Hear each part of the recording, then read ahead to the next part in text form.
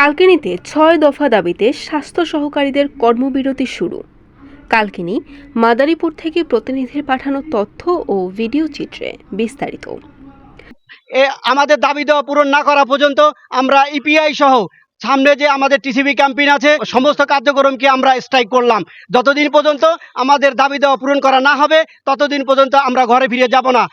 মাদারীপুরের কালকিনি উপজেলার স্বাস্থ্য সহকারী ও সহকারী স্বাস্থ্য পরিদর্শকরা ৬ দফা দাবির বাস্তবায়নের লক্ষ্যে আজ রবিবার সকাল থেকে কর্মবিরতি কর্মসূচি শুরু করেছেন। উপজেলার স্বাস্থ্য কমপ্লেক্স চত্বরে অবস্থান নিয়ে এই কর্মসূচি পালন করেছেন তারা।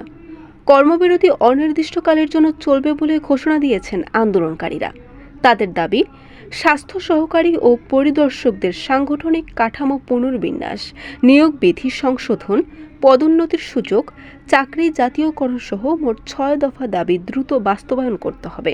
এ সময় বক্তারা বলেন, দীর্ঘদিন ধরে আমরা বিভিন্ন দাবির কথা বলে আসছি, কিন্তু তা বাস্তবায়নে কোনো অগ্রগতি হয়নি।